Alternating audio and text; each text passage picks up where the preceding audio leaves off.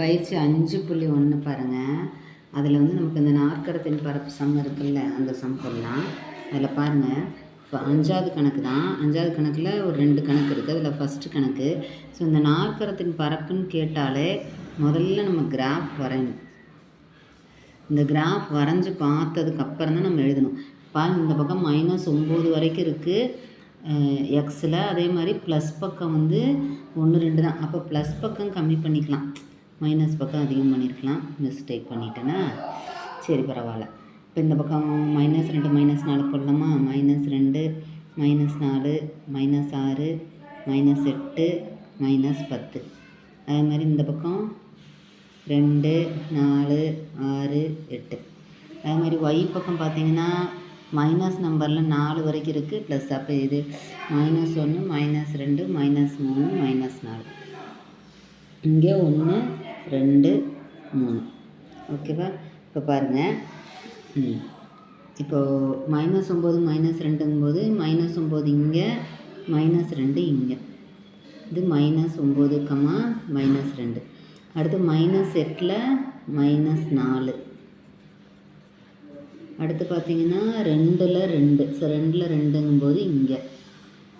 அடுத்து 1ல் -3. 1ல் -3னா இங்கே.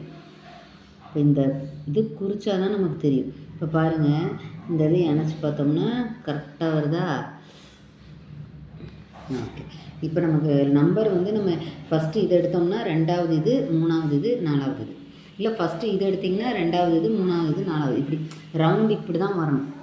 இந்த பக்கமெல்லாம் போக வேண்டாம். இப்படி எங்கே ஃபஸ்ட் நம்பர் ஆரம்பிச்சிருக்கீங்களோ அதுலேருந்து உங்களோட அப்படியே இந்த வலது கையை இப்படி சுற்றினீங்கன்னா எப்படி எடுக்கணுமோ அது. அப்போ நீங்கள் ஃபஸ்ட்டு வந்து இந்த நம்பர் எடுத்திங்கன்னா -8, -4.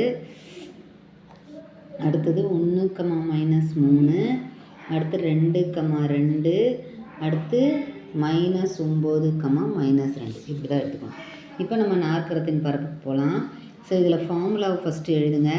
ஃபார்முலா வந்து 12 x1 y1 x2 y2 x3 y3 x4 y4 அப்புறம் x1 y1. அதாவது 12 இப்போ இருக்கும்போது x1 y2 plus x2 y3 plus x3 y4 plus x4 y1. அடுத்து கீழேருந்து மேலே -y1 x2 plus y2 x3 plus y3 x4 plus y4 x1. இப்படி formula முடிச்சிருங்க. இப்போ நம்ம சம் போடலாம். சம் பார்த்திங்கன்னா ஃபஸ்ட்டு 1/2 போட்டுட்டு ஃபஸ்ட்டு -8 -4 1 -3 2 2. அடுத்தது -9 -2. ஃபஸ்ட்டில் போட்டதை திரும்ப லாஸ்ட்டில் மறக்காமல் போடுங்க. இப்போ நம்ம பெருக்கி எழுதணுமா? அப்போ 1/2 இன்ட்டு முதல்ல மேலேருந்து 2 மைனஸ் இருக்கனால ப்ளஸ் 8 3 24. அடுத்து 2 2. எதுவுமே இல்லைன்னா ப்ளஸ் போடுங்க. இங்கே 1 மைனஸ் இருக்கனால -4. இங்கே 2 மைனஸ் இருக்கனால ப்ளஸ் 9 4 36. இப்போ இது முடிச்சிருங்க. அடுத்து மைனஸ் போட்டு இங்கே ஆரம்பிங்க. இங்கே 1 மைனஸ் இருக்கனால -4. இங்கேயும் 1 மைனஸ் இருக்கனால -6. 3 2 6. இங்கே 1 மைனஸ் இருக்கனால -2 9 18. இங்கே 2 மைனஸ் இருக்கனால ப்ளஸ் 8 2 16. இப்போ பாருங்கள், இந்த 1/2 போட்டு இப்போ இது 3 ப்ளஸில் இருக்கா? அப்போ இது 3ஐயும் கூட்டுவோம். 30 50 56 62.